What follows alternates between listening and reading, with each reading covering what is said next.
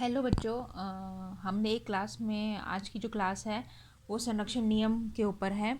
तो हमने इसकी एक पार्ट देख चुके हैं कंजर्वेशन लॉ का, जिसमें हमने ऊर्जा संरक्षण का नियम, संवेग संरक्षण का नियम, कोणीय संवेग संरक्षण का नियम, आवेश संरक्षण का नियम, लेप्टॉन संख्या संरक्षण का नियम और बेरियन संख्या संरक्षण का नियम हम पढ़ चुके हैं। इसका जो दूसरा भाग है जिसमें आज हम पढ़ेंगे संभारिक पृथक्करण संरक्षण का नियम, और साथ ही पढ़ेंगे विचित्रता संरक्षण का नियम, फिर समता या पैरिटी उसके संरक्षण का नियम क्या है, और आवेश संयुग्मी सममिति का नियम। तो ये एक एक करके इसके बारे में हम पढ़ेंगे। तो पहले हम पढ़ते हैं संभारिक प्रचरण संरक्षण का नियम। तो सबसे पहले संभारिक प्रचरण को किसे कहते हैं वो हम देखते हैं। तो जो प्रबल अन्योयी क्रिया करने वाले जो मूलकण होते हैं, उनके भी बहुत मल्टीपल्स कण होते हैं, उसकी कल्पना की जा सकती है। जैसे सपोज प्रोटॉन है, प्रोटॉन और न्यूट्रॉन है, प्रोटॉन है और न्यूट्रॉन है। तो इनकी जो अन्योयी क्रिया होती है वो इनके आवेश पर निर्भर नहीं करती है, क्योंकि इनका जो द्रव्यमान होता है दोनों का लगभग क्या होता है, बराबर होता है। प्रोटॉन और न्यूट्रॉन का जो द्रव्यमान होता है वो लगभग बराबर होता है, और साथ में इनका जो स्पिन होता है वो भी बराबर होता है। तो जैसे प्रोटॉन प्रोटॉन है, न्यूट्रॉन न्यूट्रॉन है और प्रोटॉन न्यूट्रॉन है, इनकी जो अन्योयी क्रिया होती है, प्रबल अन्योयी क्रिया, वो क्या होती है, लगभग समान होती है। तो इसके लिए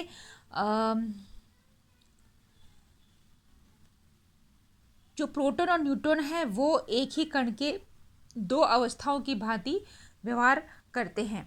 तो इनके एक क्या होता है, डबलेट के कण। तो इन्हें क्या कहा जा सकता है, दो कण हैं जिनके द्रव्यमान एक है, इनका मास भी एक है, ठीक है, स्पिन भी एक है। तो इनको डबलेट कहा जाता है, द्विक। क्या क्या कह सकते हैं इन्हें, द्विक या डबलेट कहा जाता है। इसी प्रकार से जो पाई कण होते हैं वो पाई प्लस, पाई ज़ीरो और पाई माइनस, इन कणों को क्या कहा जाता है, त्रिक या त्रिक बहुक कहा जाता है, ठीक है। इसी तरीके से सिग्मा होता है, सिग्मा हमने पढ़ा है, sigma plus, sigma zero, sigma minus, इनको भी ट्रिपलेट मल्टीपल या त्रिक बहुक कहा जाता है। जो डबलेट है, द्विक है, उनकी दूसरा एग्जाम्पल है केऑन्स, के प्लस के ज़ीरो है, ठीक है। फिर के माइनस के ज़ीरो माइनस है। तो के प्लस के ज़ीरो, के माइनस के ज़ीरो बार, पी एन, ये सब क्या आते हैं, द्विक कण में आते हैं। और जो गामा है, न्यूट्रिनो है, ओमेगा है, ये क्या होते हैं, सिंगलेट। इनका एक ही रूप होता है, एकक माना जाता है। तो कणों के बहु की रूपों की कल्पना को साकार करने के लिए एक नए क्वांटम संख्या की कल्पना की गई है, जिसे क्या कहा जाता है, संभारिक पृथक्करण या आइसोस्पिन कहते हैं। तो आइसोस्पिन किसे कहते हैं, जो मूल कण हैं उनकी भी बहुकल्प की कल्पना को, बहुक कणों की कल्पना को साकार करने के लिए एक नया क्वांटम संख्या होती है, जिसे क्या कहा जाता है, संभारिक पृथक्करण यानी आइसोस्पिन कहते हैं। इसको आई से डिनोट करते हैं, ठीक है, आइसोस्पिन, इसको आई से बताया जाता है। तो जो सिंगलेट होता है, सिंगलेट के लिए आई की कीमत कितनी होती है, आई ज़ीरो होता है। जो एक सिंगलेट कण होता है उसके लिए आई क्या होता है, ज़ीरो होता है।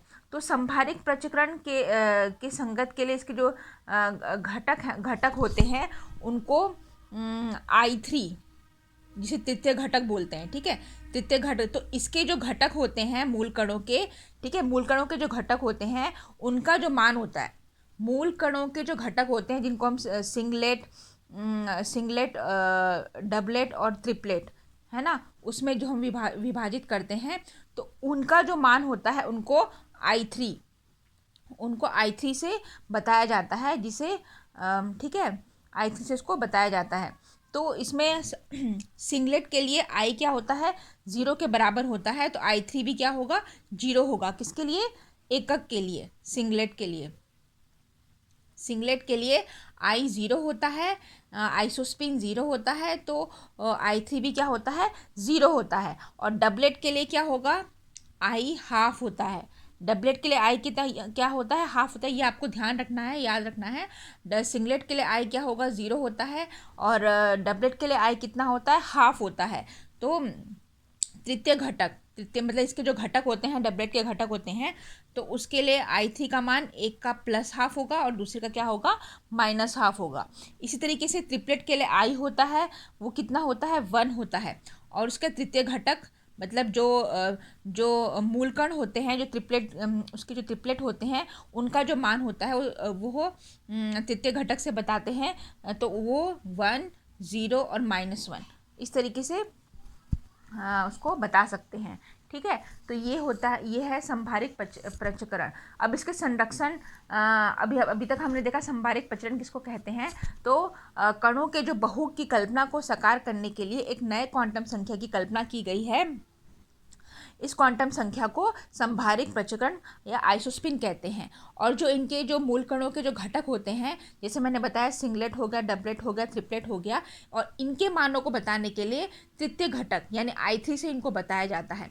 तो अगर सिंगलेट है, एकक है, तो उसका आइसोस्पिन यानी आई जो है संभारिक प्रचक्रण कितना होता है, सिंगलेट के लिए 0 होता है, I3 भी कितना होगा, 0 होगा। उसी तरीके से डबलेट के लिए आई कितना है, हाफ है, I3 भी प्लस हाफ और माइनस हाफ होगा। ठीक है, और ट्रिपलेट के लिए आई की कीमत 1 है, तो I3 भी 1, 0 और क्या होगी, -1 होगी। अब इसका संरक्षण का नियम, ये किसके अंदर आता है, कंजर्वेशन लॉ यानी संरक्षण के नियम के अंदर आता है। तो इसके संरक्षण का जो अन्वय क्रिया करते हैं, तो ये संभारिक प्रचक्रण के संरक्षण का नियम पालन कैसे होता है वो हम समझते हैं। तो सपोज उदाहरण ले लेते हैं, और ये जो संभारिक प्रचक्रण का संरक्षण का नियम है, ये प्रबल तथा विद्युत चुंबकीय के द्वारा होने वाले मूल कणों की अभिक्रियाओं के आइसोस्पिन का तृतीय घटक क्या हो जाता है, संरक्षित रहता है। तो प्रबल और द्वितीय विद्युत चुंबकीय अन्वय क्रिया के द्वारा होने वाले मूल कणों की अभिक्रियाओं के आइसोस्पिन जो होते हैं, संभारिक प्रचक्रण का तृतीय घटक होता है, वो संरक्षित रहता है। जैसे सपोज मान लो एक अन्वय क्रिया है जिसमें पाई माइनस अन्वय क्रिया कर रहा है प्रोटॉन के साथ। ठीक है, और हमें क्या मिलेगा, हमें मिल रहा है सिग्मा माइनस और के प्लस केऑन्स का पॉजिटिव। तो अब हम इसमें पता लगाना है कि यह संभारिक, ये जो अभिक्रिया है, ये रिएक्शन है, ये संभारिक प्रकरण के नियम का पालन कर रही है कि नहीं कर रही है, वो हमें देखना है। तो अभी इसमें हमें जो इसका तृतीय घटक है, ठीक है, वो संरक्षित है कि नहीं वो पहले देखते हैं। तो पाई माइनस पाई का जो है वो ट्रिपलेट है, जैसे हमने ठीक है, पाई 0 है, इसमें पाई माइनस है और पाई प्लस है, तो इसके ट्रिपलेट है ये। तो इसका तृतीय घटक I3 कितना है, इसका I3 हमने ऊपर देखा था, तृतीय घटक के लिए I3 कितना है, -1 है, क्योंकि यहाँ ठीक है, पाई माइनस है तो तृतीय घटक -1 है, तो पाई माइनस कितना होगा, -1 होगा। उसी तरीके से प्रोटॉन है, प्रोटॉन पॉजिटिव माना जाता है। ठीक है, और ये इसके दो घटक हैं, डबलेट है ये, प्रोटॉन और न्यूट्रॉन। तो प्रोटॉन है तो दो घटकों के लिए I3 प्लस हाफ और माइनस हाफ। तो प्रोटॉन क्या है, पॉजिटिव है, तो I3 क्या होगा इसके लिए, प्लस हाफ होगा। ठीक है, इसी तरीके से सिग्मा है, सिग्मा के भी कितने घटक हैं बच्चों, 3 घटक हैं, sigma minus, sigma 0, sigma plus. ठीक है, तो इसमें तो ये माइनस है, तो इसमें कितना होगा इसका I3 कितना होगा, -1 होगा। तो यहाँ पर कितना आएगा, -1। इसी तरीके से के प्लस में दो है, डबलेट है ये, के प्लस और K0। ठीक है, तो के प्लस कितना होगा, के प्लस भी कितना होगा, हाफ होगा, पॉजिटिव है ना ये, तो डबलेट के लिए कितना हो जाएगा, हाफ हो जाएगा।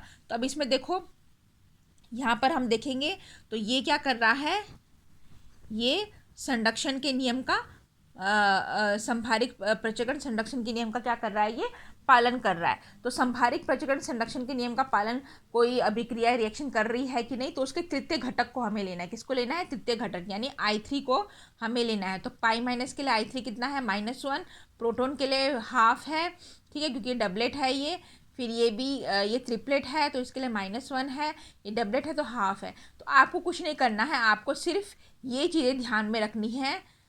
सिंगलेट के लिए, डबलेट के लिए और ट्रिपलेट के लिए आई और I3, ठीक है। तो उसके ये वैल्यूज़ आपको ये इनका मान आपको ध्यान रहेगा, तो आप कोई भी रिएक्शन के लिए उसका आइसोस्पिन यानी संभारिक प्रचकण संरक्षण का नियम अभिक्रिया कोई भी पालन करती है कि नहीं, वो आप मालूम कर सकते हो। एक दूसरी भी हम देख लेते हैं, वो है पाई माइनस है, वो फोटोन के साथ ठीक है क्या बना रही है, उसका क्या किस में हो रहा है, क्षय हो रहा है, सिग्मा प्लस और के माइनस में हो रहा है। अब ये जो अभिक्रिया है ये संभाविक प्रचलन संरक्षण का नियम पालन कर रही है कि नहीं, तो इसके तृतीय घटक हमें लेने हैं। तो सेम वही करना है। इसका पाई माइनस का तृतीय घटक है -1, ठीक है, -1 है। इसका है हाफ है, सिग्मा प्लस का भी हाफ है, और इसका कितना है, ये है, सॉरी सिग्मा प्लस ट्रिपलेट में आता है ना, तो इसका बच्चों +1 है। और के माइनस का कितना है, इसका है -हाफ है। तो ये देखो, ये -1 है, ये हाफ है, ये +1 है, ये -हाफ है। तो ये क्या है, दोनों बराबर नहीं है। जो बाई साइड है और दाई साइड की वैल्यू है वो दोनों बराबर नहीं है। तो ये संभारिक प्रचलन संरक्षण का नियम का पालन नहीं करती है, ठीक है। तो इसी तरीके से आप बाकी के रिएक्शंस भी देख सकते हो। एक और हम देख लेते हैं। तो सपोज़ मान लेते हैं कि एक दुर्बल अन्वयी क्रिया है, ठीक है, इसमें और ये जो संरक्षण का नियम है ये दुर्बल में नहीं लगता है।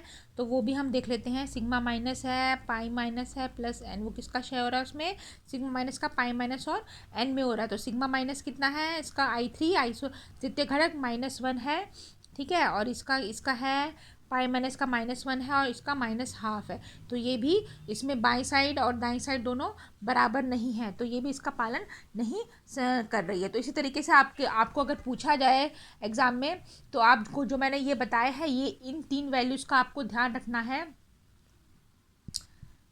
इसको थोड़ा क्लियर होने दो ये, ठीक है। तो ये जो 3 है, इन 3 चीज़ों का आपको आई की वैल्यू I0, I½ डबलेट के लिए I1, ठीक है। तो ये अगर आपको ये ध्यान रखोगे तो आप कोई भी अभिक्रिया के लिए संभारिक प्रचलन का संरक्षण का नियम पालन कर रही है कि नहीं, वो आप मालूम कर सकते हो। इसी तरीके से विचित्रता है। कंजर्वेशन लॉ में दूसरा आज हमें पढ़ेंगे विचित्रता संरक्षण का नियम।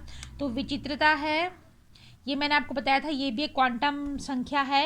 ये किस तरीके से उत्पन्न हुई है ये मैंने पहली क्लास में आपको समझा दिया है। तो विचित्रता का अर्थ क्या होता है, एक बार मैं फिर से बता देती हूँ कि मूल कणों के लिए यह पाया जाता है कि जो पायन न्यूक्लियन की टक्कर से जो उत्पादित मूल कण होते हैं, जैसे क्या हो गया, मूल कण हो गए, जैसे गामा हो गया, केयॉन्स हो गया, सिग्मा हो गया, साई बोलते हैं इसको, XI साई, या कास्केट भी बोलते हैं। इनकी जो फैमिली हो गई, इनका 2 कणों का एक साथ उत्पादन होता है, ठीक है। तो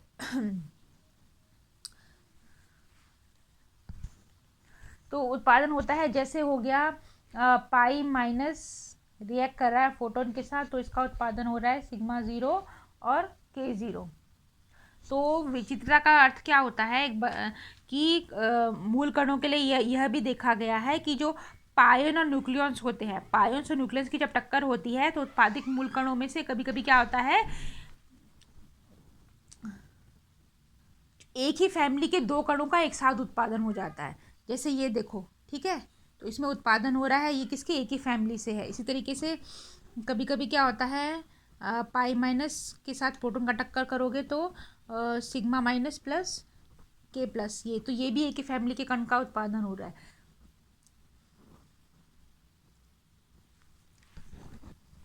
तो इसमें तो गामा, के, सिग्मा और साई फैमिली के कणों का प्रबल अन्वयी क्रिया से उत्पादन होता है, लेकिन क्षय नहीं होता है। तो ध्रुबल अन्वयी क्रिया से इसका क्षय होता है, और 2 कणों के सह उत्पादन, जैसे विचित्रता की व्याख्या करने के लिए कि विचित्रता की व्याख्या करता है। तो इसमें जो प्रबल अन्वयी क्रिया है उससे उत्पादन तो हो रहा है, लेकिन उससे क्या क्षय नहीं होता है। लेकिन यही जो क्षय होता है वो ध्रुवल अन्योन्य क्रिया से होता है। तो ये एक तरीके की विचित्रता उत्पन्न होती है। तो इसको समझाने के लिए जो गेलमैन है, गेलमैन और गेलमान और निशिजिमा गेलमान और निशिजिमा ने इसको समझाने के लिए एक संबंध बताया था। क्यू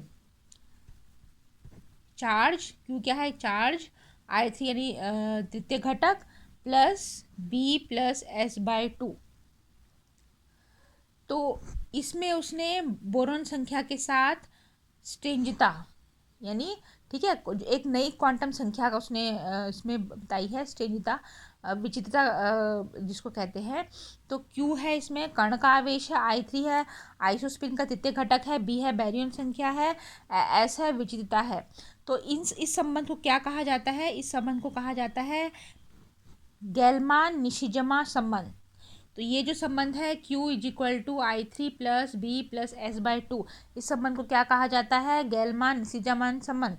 और B प्लस S है, इसको Y बोलते हैं, Y = B प्लस S। तो Y इसमें क्या है? इन दोनों का जो समेशन होता है इसको Y से बताते हैं। तो Y इसमें क्या है? हाइपर चार्ज है, Y को हाइपर चार्ज कहा जाता है।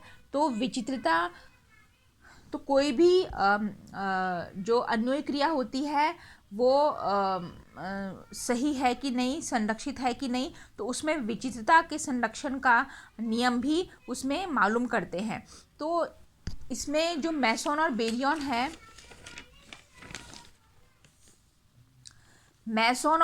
है, मेसॉन में बच्चों हमें पता है मेसॉन में कौन कौन से कण आते हैं। मेसॉन में आ जाता है, मैं आपको एक बार दोबारा बता देती हूँ।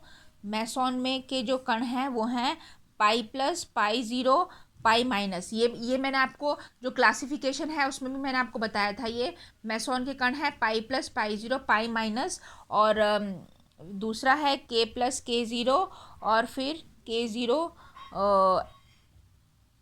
और K-। ये एंटी पार्टिकल है, K0 का एंटी पार्टिकल और ये K-। तो इसके लिए विचित्रता क्या है? पाई मेसॉन्स के लिए पायोन्स भी बोलते हैं इसको, इनको क्या कहा जाता है? पायोन्स कहा जाता है। इसके लिए विचित्रता है जिसको बड़े S, कैपिटल S से जिसको बताते हैं, कितनी है? 0 है। तो पायोन्स के लिए विचित्रता जो है वो कितनी है? 0 है, ठीक है।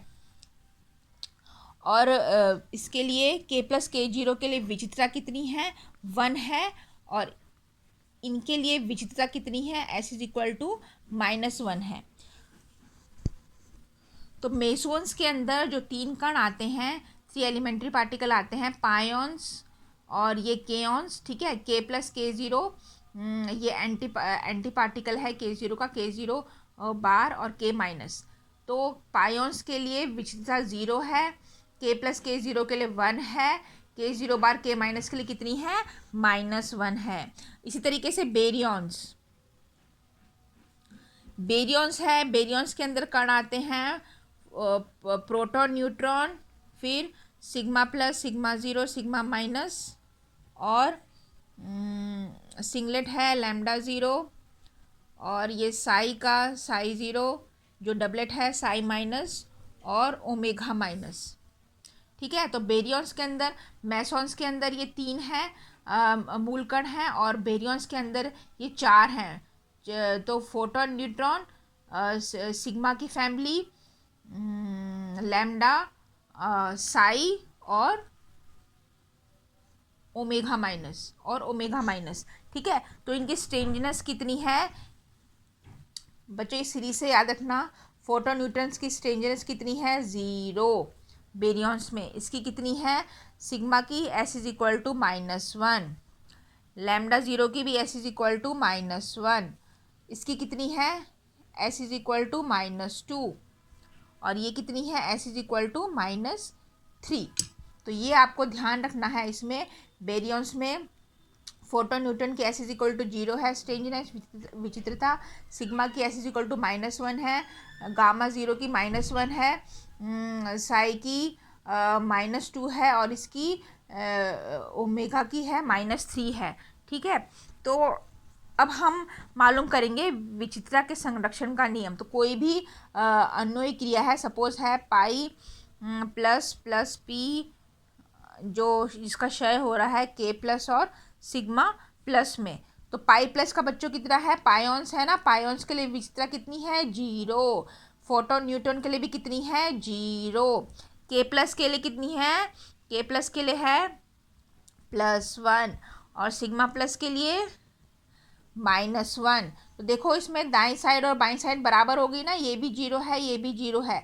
तो ये जो रिएक्शन है, ये इंट्रैक्शन है, सॉरी इंट्रैक्शन है, वो इसका विचित्रता के संरक्षण का नियम का पालन कर रही है। तो ये क्या है, अलाउ है, इसको वर्जित बोलते हैं। इस रिएक्शन को क्या कहा जाता है, वर्जित यानी अलाउ रिएक्शन। ठीक है, सॉरी अलाउ यानी अनुमत, इसे क्या कहा जाता है, अनुमत। ठीक है, अलाउ रिएक्शन। अब एक दूसरी रिएक्शन ले लेते हैं जिसमें पाई प्लस फोटोन के साथ मिलके क्या किसका क्षय बना रहा है, पाई प्लस और सिग्मा प्लस का क्षय हो रहा है। ठीक है, तो इसमें देखोगे आप, ये पाई प्लस के लिए 0 है, इसके लिए भी 0 है, इसके लिए भी 0 है स्ट्रेंजनेस, और इसके लिए -1 है। तो ये देखोगे बाएं साइड दाएं साइड क्या है, बराबर नहीं है। तो ये क्या है, वर्जित यानी फॉरबिडन। ये जो अन्वयी क्रिया है, ये अन्वयी क्रिया हो ही नहीं सकती, फॉरबिडन है, क्योंकि इसमें स्ट्रेंजनेस जो है वो संरक्षित नहीं है। तो इसी तरीके से आप बाकी सब उसके लिए भी कर सकते हो। मैंने आपको एग्जांपल्स दिए थे, वो उसको सॉल्व करके आप विचित्रता के संरक्षण का नियम पक्का पालन कर सकते हो। तो जैसे विचित्रता है उस तरीके से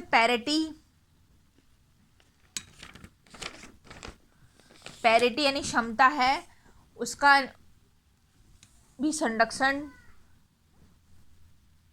कोई भी इंटरेक्शन में होना ज़रूरी होता है। तो पैरिटी संरक्षण का नियम, तो पैरिटी मैं आपको बता देती हूँ पैरिटी क्या है। जैसे क्वांटम मैकेनिक्स में मैंने आपको बताया था कि कोई भी कण होता है उसका जो, ठीक है, कोई भी कण के लिए जो श्रोडिंगर समीकरण होती है, एक तो टाइम डिपेंडेंट होती है, समय पे आधारित होती है, एक समय पे अनाधारित होती है, और उसका जो सॉल्यूशन होता है उसको साई यानी फलन के द्वारा ज्ञात कर सकते हैं, मालूम किया जा सकता है, जिसमें कण की जो फलन होता है साई, वो कण की स्थिति और उसके स्पिन पर निर्भर करता है। तो किसी भी कण की अवस्था के लिए एक तरंग फलन है साई, जो कण की स्थिति और उसकी स्पिन पर निर्भर करता है।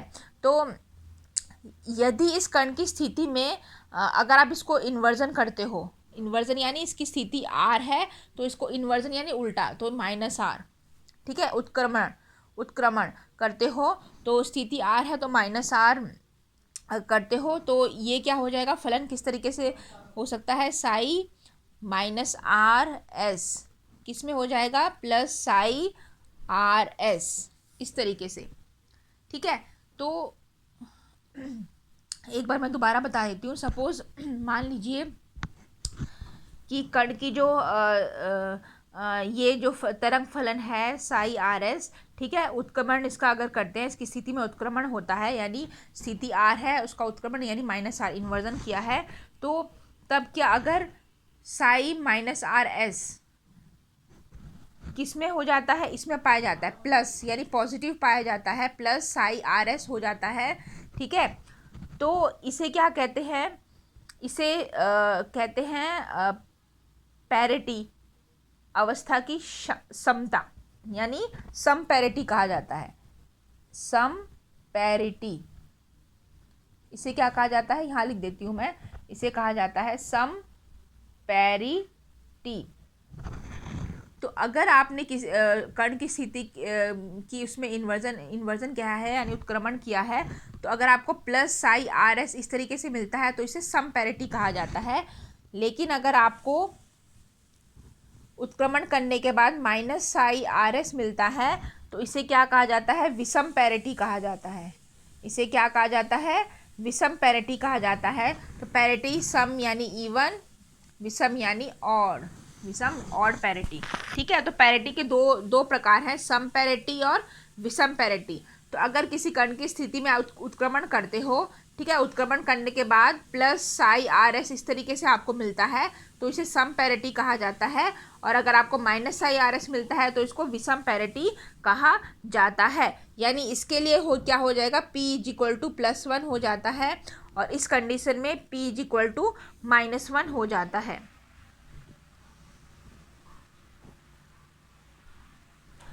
तो जितने भी प्रयोग किए गए हैं उसके आधार पर जो मेसॉन की नेज पैरिटी क्या मानी जाती है, विषम मानी जाती है। अर्थात जो मेसॉन है, ठीक है, वो पैरिटी विषम कण है।